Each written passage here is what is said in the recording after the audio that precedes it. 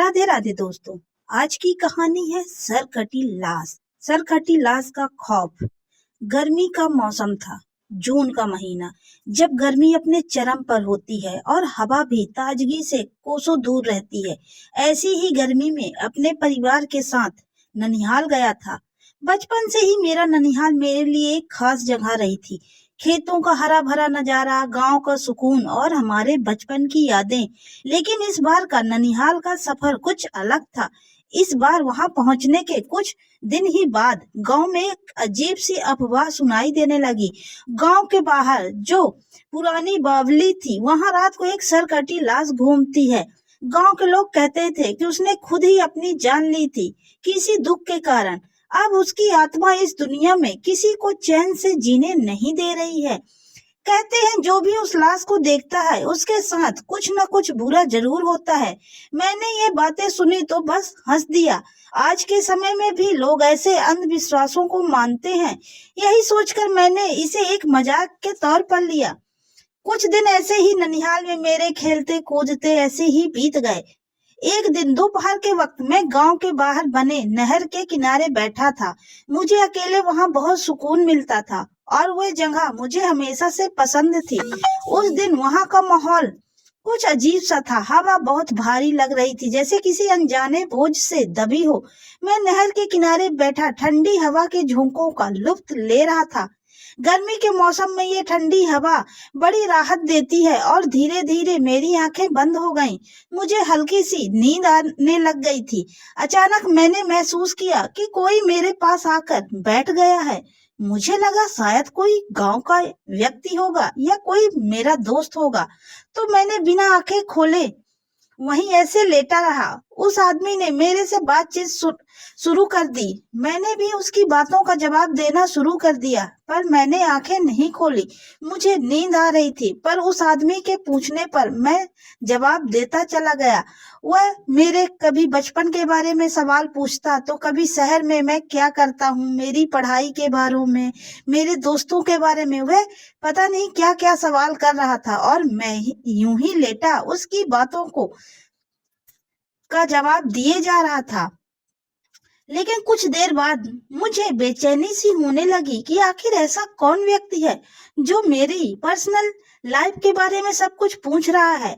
और मैंने आंखें खोलकर उसकी ओर देखा तो मेरे पैरों तले जमीन खिसक गई।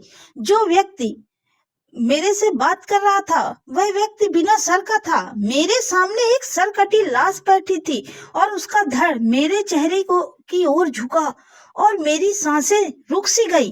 दिल इतना तेज धड़का रहा था मानो सीने से मेरा दिल निकल कर बाहर आ जाएगा।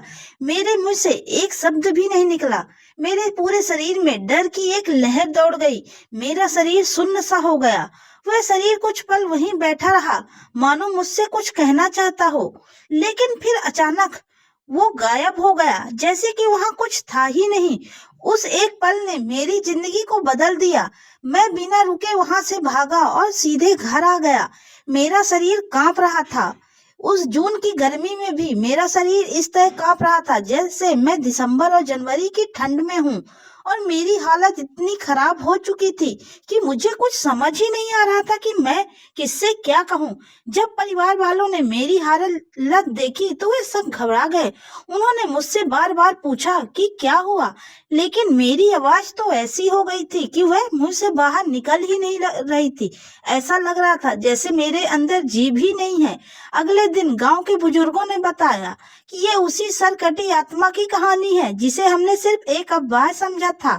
वो आत्मा सालों से यहाँ भटक रही थी अपने किसी अधूरी काम के चलते। कहते हैं जिसने भी उसे देखा वो कभी उसकी खौफनाक छवि को भूल नहीं सका। इस घटना के बाद मेरे मन में गांव को वो सुकून देने वाला दृश्य एक डरावनी जगह में बदल गया। अब मैं उस नहर के पास अकेला कभी नहीं गया और उसके बाद मैं अपने ननिहाल से मम्मी पापा से बोलकर तुरंत मैं शहर वापस आ गया और फिर मैं दोबारा कभी ननिहाल नहीं गया। लेकिन उस दोपहर की रात और उस सरकटे आदमी का चेहरा आज भी मेरे सामने, मेरी नजरों के सामने ऐसे चलता है जैसे ये अभी कुछ पहले ही यह सब कुछ घटा हो मेरे सामने। वह पल मेरी जिंदगी से कभी गया ही नहीं। मुझे रात के सपनों में भी उस सर कटे आदमी का चेहरा दिखाई देता है। मैं उस पल को आज तक भूल ही नहीं पाया। तो दोस्तों, ये सर कटे आदमी की कहानी आपको कैसी लगी? कमेंट्स करके जरूर बताइएगा। क्या आपके साथ कभी ऐसी कोई घटनाएं हुई हैं जिसे आपने आज तक अपने जहन से नहीं उतार पाया? अगर हाँ, तो कमेंट्स करके जरूर बताइएगा। और यह कहानी आपको कैसी लगी, इसके लिए भी कमेंट्स एक जरूर लिखिएगा। तो अब हम मिलते हैं आपसे अगले एपिसोड के साथ। तब तक के लिए राधे राधे।